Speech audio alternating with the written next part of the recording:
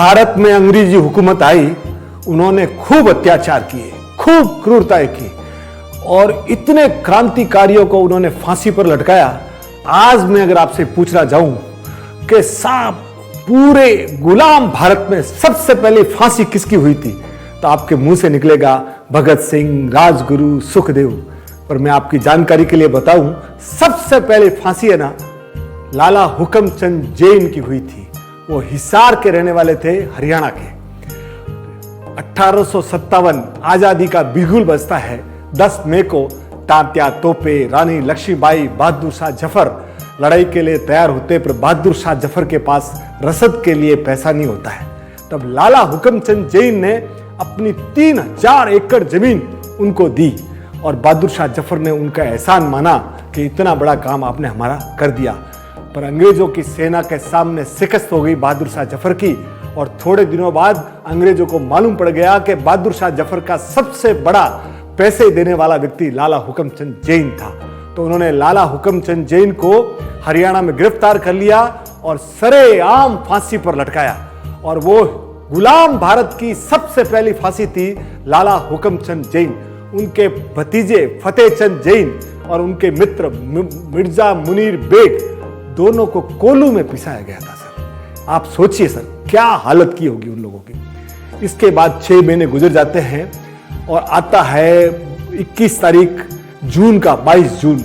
उस समय क्या होता है कि रानी लक्ष्मीबाई ग्वालियर के ऊपर कब्जा कर लेती है और उनका भी मुकाबला होता है अंग्रेजों के पास। पर उसी रात उनकी सेना आगे का युद्ध लड़ने के लिए मना कर देती है, क्योंकि सेना को पिछले 3 महीने से पेमेंट नहीं हुआ था।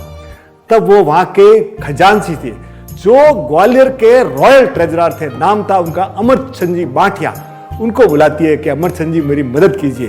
तब अमरचंद जी बाठिया ने अपनी स्व की पूंजी और उसके बाद ग्वालियर स्टेट की पूरी पूंजी जो खजाना था वो दिया। और उस जमाने में कितना, रानी लक्ष्मीबाई की सेना को 5 महीने की पगार अमरचंद जी बाठिया ने चुकवाई। और जैसे ही हुई 4 दिन बाद गोदुली बेला में रानी लक्ष्मीबाई की शहादत हो जाती है। और अंग्रेजों को जब मालूम पड़ता है कि पूरा का पूरा पेमेंट करवाने में अमरचंद जी बाठिया का हाथ था, तो अमरचंद जी बाठिया को गिरफ्तार किया जाता है।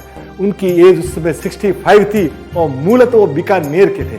तो उनको बोला गया कि अगर आप माफी मांग लेंगे तो हम आपको माफ कर देंगे। पर उन्होंने बोला मैं राष्ट्र के धर्म के लिए मैं माफी नहीं मांगूंगा।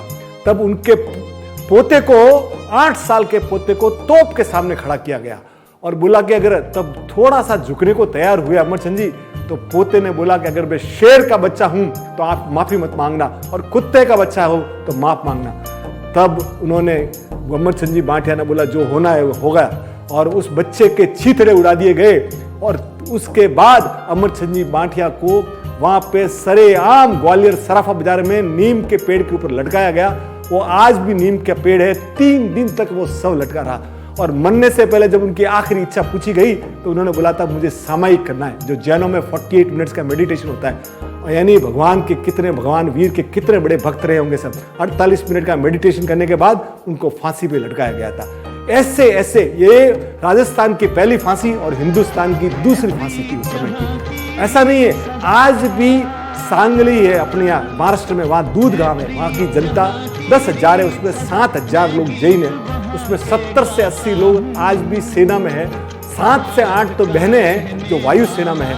आज भी जो कैप्टन अमृता कोले है ना, वो वायु सेना है।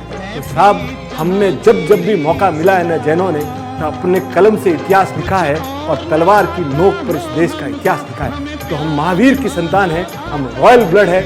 जब भी काम पड़ेगा हमारे धर्म से ज्यादा हम लोग देश को बदल देते हैं। Thank you sir. जिसे मान चुकी सारी दुनिया हो, जिसे मान चुकी सारी दुनिया, मैं बात वही दोहराता हूँ। भारत का रहने वाला